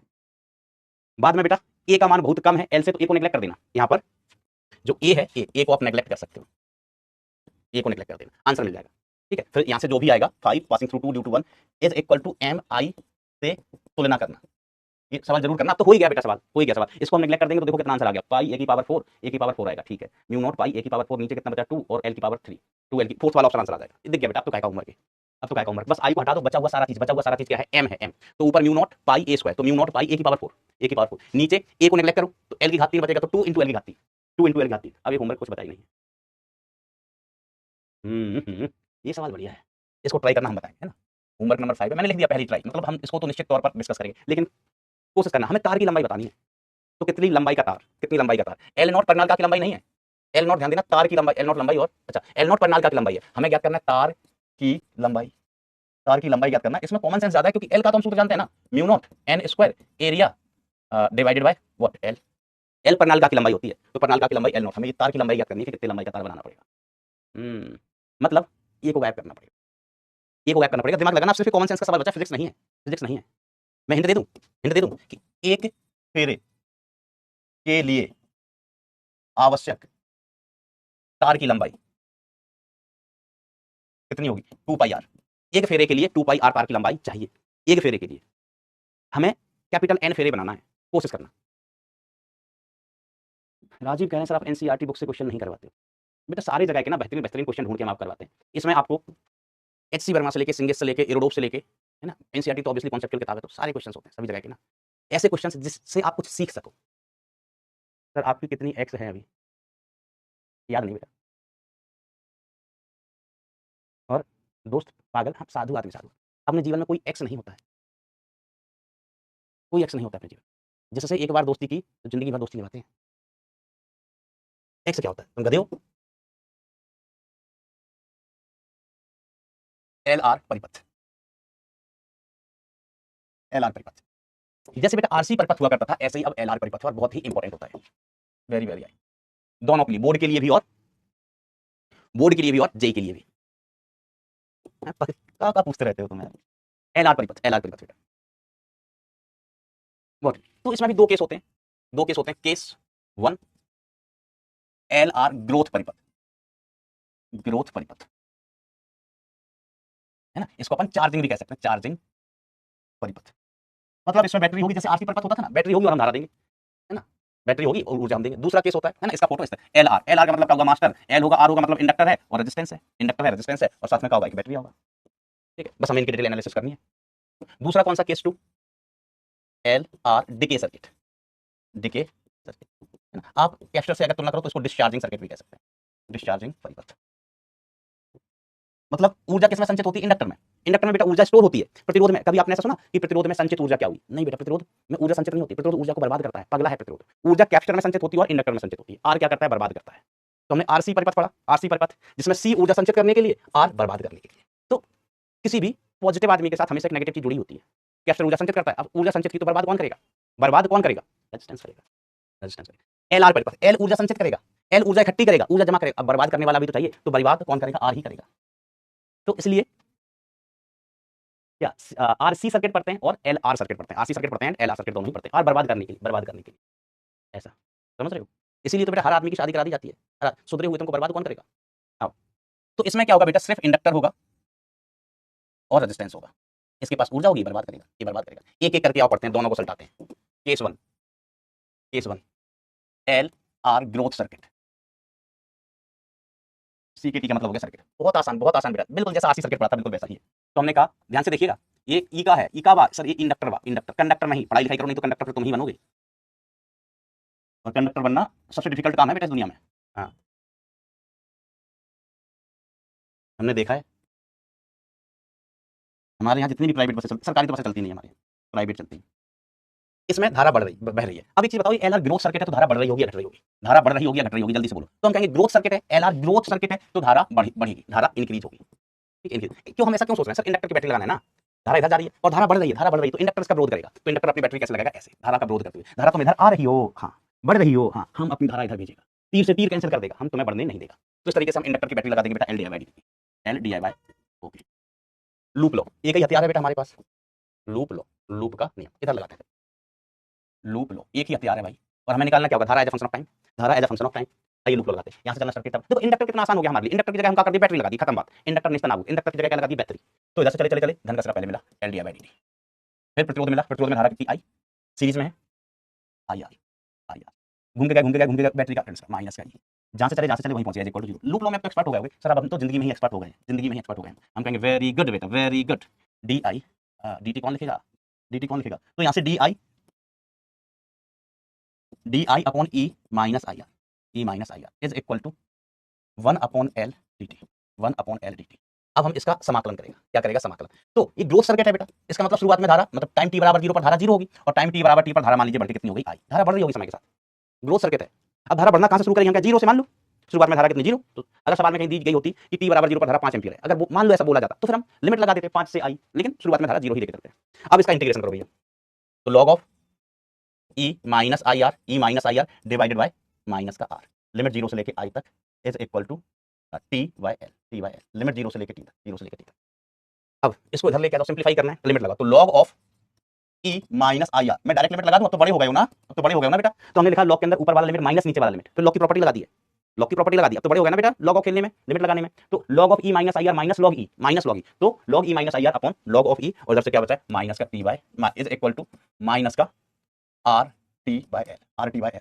ये समझ गया ना बेटा, लॉग ऑफ लेना सब कुछ, सब लोग समझ हो जाए भाई, इतना तो बेटा बड़े हो गए हो यार, इधर से इधर में किसी कोई समस्या तो नहीं है। लॉग लिमिट पुट करके देखना भाई, अपने आप ही यही आ जाएगा। अब हमें लॉग हटाना है, हमको क्या चाहिए? आई, आई कहाँ छुपा है? लॉग के अंदर, लॉग के अंदर हम लॉग यहाँ से, जिसको कहते हैं एंटी लॉग लेना। क्या करते हैं? Anti log. तो हम लॉग को यहाँ से भगाएगा तो ई माइनस आई आर, फिर लॉग को इतना बुरा डाटा वो घर भी नहीं गया, घर भी नहीं गया। वो कह रहा है कि मास्टर तुमने हमको इतना बुरा डाटा, हम बदला लेगा, हम बदला, हमका ले लेना बदला, ले लेना बदला। तो इसको इधर लेके गए, उसको इधर लेके गए, तो E upon R into 1 minus E to the power minus R T by L. इसको सिंप्लीफाई करने पर बेटा हमें यही मिले, बड़ी हो गई। जैसे समझ गए कि इसको सबको इधर भेजा, सबको इधर भेज दिया, आई निकाला है हमने। क्या किया है बेटा? आई निकाला है। ये भगवान, इनको ना थोड़ी सी कैलकुलेशन आगे बढ़ा दो कि सब सपाचट करना बेटा, लिमिट पुट करना। जब तक तुम करोगे नहीं ना लिमिट पुट, नहीं आएगा तुम्हें, नहीं आएगा। एक बार खुद से देखो, मैं हर बार क्या करता हूँ, मैंने लिमिट पुट कर दी, फिर लॉग की प्रॉपर्टी भी बता दी, और मैं हर बार करता हूँ, और ऐसा करीब 25 बार कर चुका हूँ इसी बैच में। तो तुमको हो गई उसकी आदत, अब ये कैरी ऑन हो जाएगी, आदत जंग लग जाएगी तुम्हारे दिमाग में। खुद से करना भाई, खुद से करना। लिमिट ही तो लगानी है, लॉग की प्रॉपर्टी भैया, लॉग मुझसे अच्छा आपको आता है, कैलकुलेशन करना मुझसे अच्छा आपको आता है, डिफरेंशिएशन मुझसे अच्छा आपको आता है, इंटीग्रेशन मुझसे अच्छा आपको आता है। सच्ची मोहब्बत करना भी मुझसे अच्छा आपको आता है, पढ़ाई से मोहब्बत, अपने विषय से मोहब्बत, अपने लक्ष्य से मोहब्बत करना आना चाहिए आपको। नहीं है तो सीखो, क्योंकि जब तक लक्ष्य से मोहब्बत नहीं करोगे ना, लक्ष्य तुमसे मोहब्बत नहीं करेगा।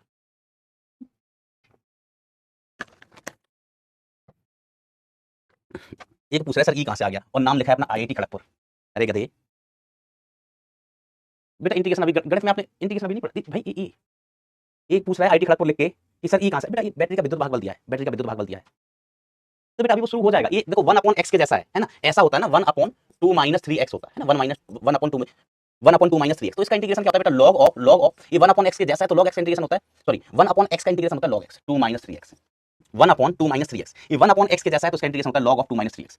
अपॉन में हम क्या करते हैं? x का गुणांक लिखते हैं, अपॉन में क्या करते हैं बेटा? x का गुणांक। ये तरीका है इंटीग्रेशन का, ठीक है। तो यहाँ पर क्या था? 1 upon e minus I R, तो log of e minus I R, E minus I are, फिर बटे में i का गुणांक कितना है? i का गुणांक कितना है? माइनस का r, तो माइनस बटे में i का गुणांक बेटा बटे में आ जाता है, ठीक है। चलिए, तो ये हमें मिल गया है बेटा आई।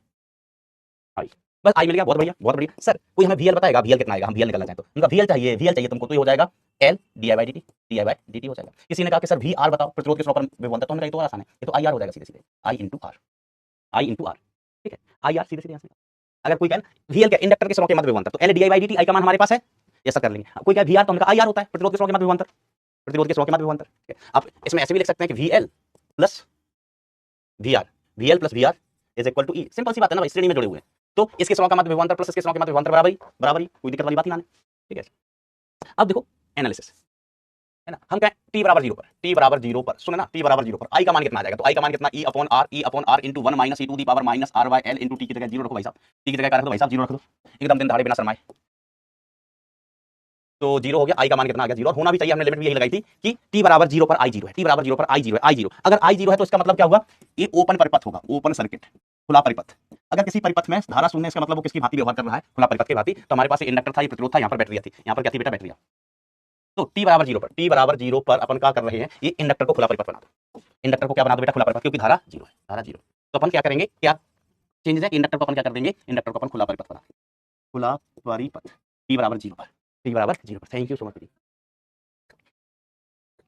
अब t tending to infinity, t tending to infinity पर बेटा करंट बताओ कितनी है। और बेटा इंटीग्रेशन डिफरेंशिएशन में ना आप 15-20 दिन और रुक जाओ, एक्सपर्ट हो जाओगे, मुझे सिखा दोगे आप इंटीग्रेशन, डिफरेंशिएशन में तो हो गए होगे, इंटीग्रेशन जस्ट शुरू हुआ है, 15 दिन रुक जाओ, एक्सपर्ट हो जाओगे, क्योंकि बेटा ये फिजिक्स का पार्ट ही नहीं, मैथ का पार्ट है। सर टाइम लैग किस चीज में आ रहा है, टाइम लैग क्या है, कहीं नहीं आ रहा बेटा टाइम लैग। वेरी गुड बच्चों, very good, you guys are great, you guys are great. t बराबर 0 की कहानी हो गई, हाँ सर हो गई। अब t tending to infinity, t tending to infinity की भी देख लो ना, हम कहते हैं स्थायी अवस्था में, स्थायी अवस्था, या कहते हैं लंबे समय के बाद, या लंबे समय के बाद, लंबे समय के बाद, t tending to infinity, t tending to infinity, तो i इज इक्वल टू कितना, e upon r 1 minus e to the power minus r t upon l है, तो t की जगह रखो भैया अनंत, t की जगह अनंत रखोगे तो i is equal to e upon r into 1 minus e to the power minus अनंत 0 हो जाएगा, तो i after very long time e by r। अब आप एक चीज बताओ कि हमारा जो सर्किट है, इसमें इंडक्टर है, रेजिस्टेंस है, बैटरी है, ई आर, बेटा इंडक्टर का कोई रोल रहेगा क्या, करंट कितनी आ रही है आफ्टर ई बाई आर, तो हमने कहा इसमें मान लो इंडक्टर नहीं होता, आप मान लीजिए इसमें इंडक्टर नहीं होता, इसमें इंडक्टर नहीं होता तो करंट कितनी आती, हम क्या इसमें इंडक्टर नहीं होता तो करंट ई बाई आर होती, अगर इसमें इंडक्टर नहीं होता तो करंट कितनी होती, ई बाई आर होती, तो हम इंडक्टर फिर क्या लगाएगा, बस डांट के भगा दो इसको क्या करो बेटा, डांट के भगा दो, ठीक है। तो अपन क्या करेंगे, जो इंडक्टर है after very long time steady state में, स्थायी अवस्था में, इंडक्टर को बना देंगे तार से रिप्लेस कर देंगे, इंडक्टर को बना दो तार। तो ऐसे बहुत सारे सवाल होंगे, जिस सवाल में पूछा जाएगा कि स्थायी अवस्था में ये चीजें ज्ञात करो या प्रारंभिक अवस्था में चीजें ज्ञात करो, तो हमें याद होना चाहिए कि प्रारंभिक अवस्था में हम क्या करेंगे, इंडक्टर को खुला परिपथ बना देंगे, अंतिम अवस्था में इंडक्टर को हम तार बना देंगे। और ये भी याद रखना, याद रह जाएगा, नोट कैपेसिटर, या हम कहें कैपेसिटर आरसी सर्किट में, आरसी परिपथ में कैपेसिटर साथ उल्टा करते थे, क्या करते थे, तो कैपेसिटर के साथ हम क्या करते थे बेटा, स्थायी अवस्था में कैपेसिटर को खुला परिपथ, प्रारंभिक अवस्था में कैपेसिटर को तार बनाते थे, क्या करते थे, तार बनाते थे।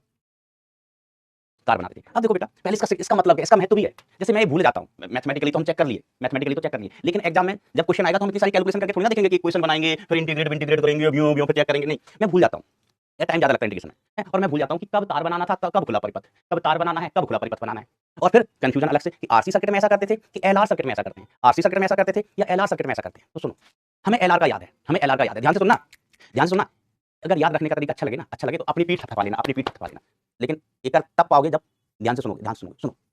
इंडक्टर का काम क्या है, विरोध करना, तो शुरुआत में किसका विरोध करना, धारा का, तो यहाँ धारा आ रही थी, इंडक्टर विरोध करेगा, तो कोई भी चीज हो बेटा शुरुआत में विरोध ज्यादा होता है, फिर लोग मान जाते हैं, मान जाते हैं, है ना।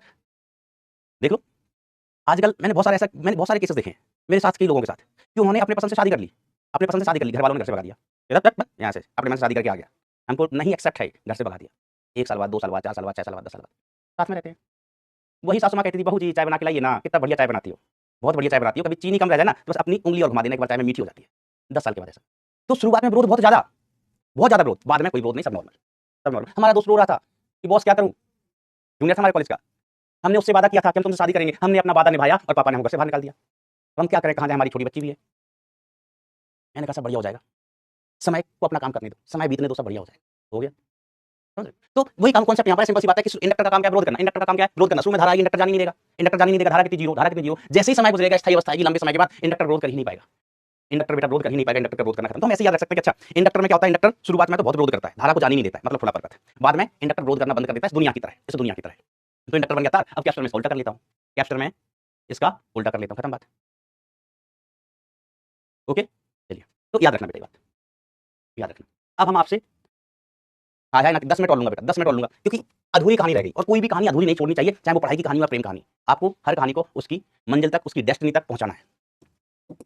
तो हाँ भटक मत जाना। प्यार की कहानी का मतलब सब्जेक्ट से और पढ़ाई से प्यार की कहानी। जब तक आपकी मंजिल, आपका पसंदीदा कॉलेज आपको मिल ना जाए ना, तब तक कहानी छोड़ना नहीं है। अधूरी कहानियां बेटा कभी इतिहास नहीं बनती। इतिहास वही बनती है जो कहानियां पूरी हो जाती हैं, है ना। वो तो फर्जी है वो लोग जो कुछ भी लिखते रहते हैं, कुछ भी लिखते रहते हैं अपने मन से। बेटा कहानियां इतिहासों में वही लिखी जाती है जो पूरी हो जाती है। कोई हमको बता रहा था कि अगर मोहब्बत को जिंदा रखना है, मोहब्बत को जिंदा रखना है तो उसको अधूरा रहने दो, उसको अधूरा रहने दो। अक्सर मोहब्बत की पूरी कहानी किताबों से मिटा दी जाती है। एक गलत बात है बेटा। जो कहानी अपने मुकाम तक, अपने मंजिल तक पहुंचती है ना, वही इतिहास में दर्ज होती है। तुम अगर आईआईटी में पहुंचोगे तो तुम्हारे गांव के लोग तुम्हें याद करेंगे, वो आईआईटी में पहुंचा था। लेकिन तैयारी कर रहे हो, आईआईटी में नहीं पहुंचे या एनआईटी में नहीं पहुंचे, अपने पसंदीदा कॉलेज में नहीं पहुंचे, तो लोग भूल जाएंगे कि तैयारी भी करता था आईआईटी की, एनआईटी की, भूल जाएंगे लोग। तो कहानी पूरी करना है। LR decay circuit, LR decay circuit, LR क्षय परिपथ, एलआर क्षय परिपथ। तो क्षय परिपथ में क्या होगा, कुछ नहीं भैया, शुरुआत में इसमें ऊर्जा होगी, चुंबकीय ऊर्जा। अब हम प्रतिरोध लाएंगे, प्रतिरोध लगाएंगे, ऊर्जा की हानि करेगा, ऊर्जा की हानि करेगा। तो हमने कहा मान लीजिए इसमें धारा किसी समय पर कितनी बह रही है, आई। अब आई के बारे में बताओ, इस समय के साथ घट रही होगी या बढ़ रही होगी, जल्दी बोलो, बस 5 मिनट का काम है। आई के बारे में बता दो, घट रही होगी या बढ़ रही होगी, जल्दी से जल्दी से। तो सर क्षय परिपथ है, क्षय परिपथ, तो आई डिक्रीज, आई घटेगी, घट रही होगी। आई घट रही है तो इंडक्टर क्या करेगा, इसको बढ़ाने का प्रयास करेगा, बढ़ाने का प्रयास करेगा और अपनी बैटरी ऐसे लगाएगा LdIdt। आई घट रही है ना, धारा घट रही है ना, तो इंडक्टर को बढ़ाने का प्रयास करेगा, उल्टा काम करेगा, उल्टा काम करेगा।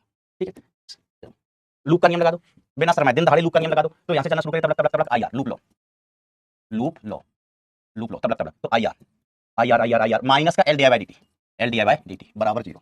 तो LdIdt, LdI upon dt is equal to कितना होगा, आई आर हो गया, आई आर हो गया। अब डी आई अपॉन इधर बुला लो आई को, इधर बुला लो आई को, और यहाँ R by L into D T बचा। अब भैया इसको इंटीग्रेट कर, पगले जल्दी का काम शैतान का नहीं बेटा, समझना, बस 2 मिनट की बात है बेटा, 2 मिनट की बात है, 2 मिनट की बात है माय डियर फ्रेंड्स। लिमिट कहां से कहां तक, 0 से t, समय t बराबर 0 पर धारा अधिकतम होगी। समय t बराबर 0 पर धारा कैसे होगी अधिकतम, क्योंकि धारा घट रही है। तो शुरुआत में ज्यादा, बाद में घटेगी, तो घट के कितनी रह गई, आई, घट के कितनी रह गई आई। यहाँ माइनस ने लगा दो मास्टर। हमने कहा क्यों लगा ले, क्यों लगा ले माइनस, क्योंकि हम घटती लिमिट पर इंटीग्रेशन कर रहे हैं। नेगेटिव साइन हमने लगाया क्योंकि घटती लिमिट पर इंटीग्रेशन कर रहे हैं। खत्म हो गया भाई। तो देखो इसका इंटीग्रेशन क्या हो जाएगा, log of I, limit I not से आई नॉट क्या है, प्रारंभिक धारा, और ये इधर माइनस था तो माइनस को हम इधर ले गए, इधर आर एल इंटू टी ना बेटा। ये जो माइनस था ना, माइनस ये वाला हम इधर ले गए इसको। ठीक है, यहाँ लिमिट लगाएंगे तो log of I divided by I naught is equal to minus R T by L.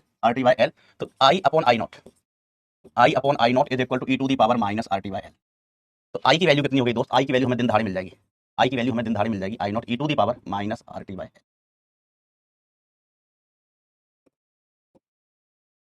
ये याद रखना डिस्चार्जिंग के लिए, इसको याद रखना। अच्छा ये अपन बनाए थे, इसमें ग्राफ भी बना दो मास्टर, लगे हाथों, अपन कर लो, जिद करते हो, बहुत जिद्दी हो गए। इतना जिद्दी तो हमने किसी को नहीं देखा, जिद करते हो सर, जिद नहीं कर रहे हैं, अब लगे हाथों ना, ये हो जाए तो हो जाए एक साथ चीजें, क्योंकि चीजें आधी आधी नहीं छोड़नी चाहिए। ये ग्रोथ सर्किट का ग्राफ है, यहाँ पर हमने लिया समय, यहाँ पर ली धारा, यहाँ पर ली धारा। तो ग्रोथ सर्किट में धारा बढ़ेगी बढ़ेगी बढ़ेगी और बाद में अधिकतम हो जाएगी, बाद में अधिकतम हो जाएगी। हाँ सर, हाँ सर, धारा बढ़ेगी बढ़ेगी बढ़ेगी और बाद में अधिकतम हो जाएगी। Perfect my dear friend, perfect. तो ग्राफ कैसा बनेगा, ग्राफ ऐसा बनेगा वैसा, जिंगला ग्राफ कैसा बनेगा, धारा बड़ी बड़ी बड़ी, पगलू कबूतर, ऐसा बड़ी बड़ी बड़ी धारा अधिकतम होगी, और अधिकतम धारा का मान कितना होगा, ई बाई आर। ये ठीक है, ग्रोथ की ही है। ये किसका, डिकी का तो उधर बनाएंगे ना, डिके का यहाँ ग्राफ देख लो, डिके के लिए तो कुछ नहीं, यहाँ पर धारा शुरुआत में ज्यादा होगी, घट के 0 हो जाएगी।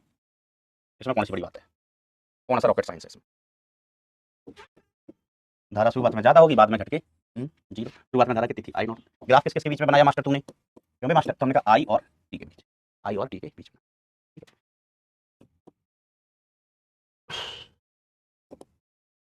सर उधर हमने आरसी सर्किट में टाइम कांस्टेंट पढ़ा था या नहीं पढ़ेंगे क्या, टाइम कांस्टेंट, समय स्थिरांक, समय स्थिरांक। तो हम कहेंगे बिल्कुल पढ़ेंगे। देखो होता क्या था, जैसे हमने कहा आई बराबर लिखा है, आई इज इक्वल टू क्या लिखा है, E upon R into 1 minus E to the power minus R T by L, R T by. तो मैं इस तरह की बात कहां से आई थी, यहां से आई थी कि ये राशि, ये कैसी राशि होनी चाहिए, विमाहीन, विमाहीन। ये राशि कैसी होनी चाहिए बेटा, विमाहीन होनी चाहिए। ओके, तो आर टी अपॉन एल एक विमाहीन राशि, विमाहीन राशि की हम विमा कैसे लिख लेते हैं, कितना लिख लेते हैं 1, ये विमाहीन राशि होना चाहिए। तो आर टी अपॉन एल है पगले, आर टी अपॉन एल, इसको हम क्या लिख देंगे बेटा 1। तो टी की विमा कितनी होगी, एल बाई आर के बराबर, एल बाई आर के बराबर, ठीक है। टी का विमा सूत्र एल बाई आर के बराबर, इसी को हम क्या लिखते हैं, टाइम कांस्टेंट, टाइम कांस्टेंट, ठीक है। और इसको प्रदर्शित कर देते हैं हम ताऊ से, तो tau is equal to L by R, tau is equal to L by R, time constant, time constant, तो ये टाइम कांस्टेंट हो गया भैया, क्या हो गया, टाइम कांस्टेंट, खत्म बात। तो ये एल आर पथ से जुड़ी हुई कहानियां थी, इससे जुड़ी हुई कहानियां थी एल आर पथ से।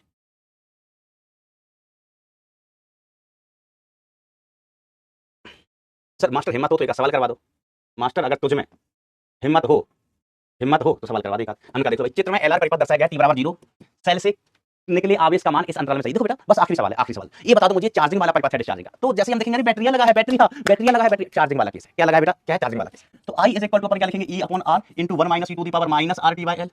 यस यही होता है। हमको क्या चाहिए, आवेश का मान इस समय अंतराल में। तो आवेश चाहिए, देखो हमें धारा पता है तो आवेश पता है, आवेश पता है तो धारा पता है, धारा पता है तो आवेश पता है, आवेश पता है तो धारा पता है, धारा पता थी, हमने लिख दिया D Q by D T is equal to E upon, sir integration आप छोड़ देना, हम कर लेंगे, सर इंटीग्रेशन हम कर लेंगे, इंटीग्रेशन आप छोड़ देना। हमने कहा रिक्वेस्ट कर रहे हो, सर रिक्वेस्ट नहीं कर रहे, धमकी दे रहे हैं, धमकी, इंटीग्रेशन करना ही मत, हम करेंगे इंटीग्रेशन, कौन करेगा, हम करेंगे। मैंने कहा ओके बेटा, धमकी क्यों दे रहे हो, आप ही कर लेना, मैं तो वैसे ही सीधा साधा सा साधु आदमी हूँ, हम वैसे ही डर जाता है, धमकी मत दो, आप ही कर लेना। तो आई की जगह D Q by D T को दर्ज दिया। अब डी क्यू इक्वल टू इतना, डी क्यू इक्वल टू इतना, समय में लिमिट 0 से कितना एल बाई आर, जैसे आप टॉल कह दो, टॉ कह दो, ठीक है, बाद में टॉ की जगह एल बाई आर रख देना, बाद में टॉ की जगह एल बाई आर रख देना, ठीक है। ये आवेश इधर गया, तो इंटीग्रेशन कर लो, सर कर लेंगे, बाय हाथ का खेला इंटीग्रेशन तुम्हारे। मैंने कहा वेरी गुड बेटा, वेरी गुड।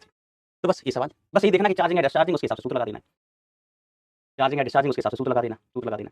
सर मजा थोड़ा मजेदार सवाल करवा देते, एक तो मजेदार सवाल करवा देते तो चला जाता क्या आपका। अब आप ही बता दो सच में बेटा, ये आखिरी सवाल है, करवा दूं कि नहीं करवा दूं, करवा दूं कि नहीं, आखिरी सवाल, कंक्लूड हो जाएंगी चीजें, इसमें दोनों केस कवर हो जाएंगे बेटा, बस मुझे 2 मिनट का समय दे दो, इसमें चार्जिंग डिस्चार्जिंग दोनों, चार्जिंग डिस्चार्जिंग दोनों हो जाएंगे भाई, दोनों केस कवर हो जाएंगे, 2 मिनट का समय दे दो, बस आखिरी सवाल, आखिरी सवाल, आखिरी सवाल, इतने में हो जाता है बस बेटा, आखिरी सवाल दे दो, हम हिंट दे देंगे। यहाँ दर्शाए गए परिपथ में बिंदु सी को ए से जोड़ा गया, सी को ए से जोड़ा, तो अभी बताओ, सुनना बड़ा आसान से, केस वन ए टू सी जोड़ा है, तो बताओ कौन सा परिपथ है, चार्जिंग या डिस्चार्जिंग। तो सर ए से सी जोड़ा है तो ये चार्जिंग परिपथ है, ग्रोथ परिपथ, ग्रोथ सर्किट है, कैसा है बेटा, ग्रोथ सर्किट है, ठीक है मासूम, धारा स्थिर ना हो जाए तो ग्रोथ सर्किट है। और किसकी बात कर रहे हैं, स्थिर धारा समय टी टेंडिंग टू इन्फिनिटी, तो अधिकतम धारा है, अधिकतम धारा है, अपन कह रहे हैं ना I T tending to infinity, इसका मान कितना हो जाएगा, ई बाई आर हो जाता है, इसको कह रहे हैं आई नॉट, अधिकतम धारा को हम क्या मान लेते हैं बेटा, आई नॉट, है ना, ये ई अपॉन आर, याद है ना। बहुत अधिक समय के बाद, बहुत अधिक समय के बाद इसको तो हम बना देते हैं तार, इसको बना देते हैं तार, तो धारा ई अपॉन आर, ठीक है। अब केस टू, केस टू में क्या कर रहे हैं, बी से सी जोड़ेंगे, बी से सी, बी से सी जोड़े तो बैटरी हट गई, बी से सी जोड़े हैं तो बैटरी हट गई भाई, बी से सी जोड़े हैं तो बैटरी हट गई, जैसे बैटरी हटी तो ये क्या बच गया, discharging circuit, discharging, discharging circuit. बेटा मैं ना बहुत जल्दी करा रहा हूँ, मैं सांस रोक के करा रहा हूँ, सांस रोक के, सर सांस क्यों रोके, अरे बहुत तेज सुसु आ रही है, हमको जाना है, लेकिन तब भी हम सांस रोक के हम करवा देते हैं जल्दी से, इधर ध्यान दो। डिस्चार्जिंग सर्किट, अनुपात होगा किसका, टी बराबर टी पर। तो डिस्चार्जिंग में बेटा आई बराबर कितना होता है, डिस्चार्जिंग में आई बराबर कितना होता है, ई अपॉन, मतलब ऐसे लिख लो, I naught E to the power minus R T by L, R T by L. तो आई की वैल्यू आई नॉट कितना है, e naught upon e upon R कह लो, कुछ भी कह लो, e upon R E to the power minus R T by L. अनुपात किसका, सी से जोड़ा जाता है, सी को हटाकर ए से, सी को ए से हटाकर बिंदु बी से जोड़ दिया, ठीक है। अब हमें क्या ज्ञात करना है, प्रतिरोध और वोल्टता का अनुपात, प्रतिरोध तथा प्रेरक व प्रतिरोध पर, प्रेरक व प्रतिरोध पर वोल्टता का अनुपात ज्ञात करना है। प्रेरक मतलब वी एल, प्रतिरोध मतलब वी आर। तो प्रेरक पे वोल्टता L D I by D T, L D I by D T, yes master. इस पर I into R, I into R, तो L D I by D T की जगह अपन क्या लिखेंगे, डी अपॉन डी टी, इसका अवकलन कर देना, E upon R, E upon R into E to the power minus R T by L, R T by L, ठीक है। और ये आई आर, तो E upon R E to the power minus R T by L, ये तो किसका मान हो गया, आई का इंटू आर, समझ गया ना बेटा। ये क्या लिखा है मैंने, ये आई है, ये भी क्या लिखा है बेटा, ये आई है, आई है, ठीक है। बस भाग कर देना, आंसर मिल जाएगा, भाग कर देना बेटा, आंसर मिल जाएगा, भाग कर देना, आंसर आ जाएगा, ठीक है। राकेश राकेश बेटा ज्ञान नहीं दो, ज्ञान नहीं दो, नहीं तो तुम फ्यूचर आईटीएन बन नहीं पाओगे, बन नहीं पाओगे फ्यूचर आईटीएन, मैं श्राप दे दूंगा। चलो करके आओगे तो आंसर आपको टिक करना है, मैंने सब कुछ बता दिया भाई, सब कुछ बता दिया। डिस्चार्जिंग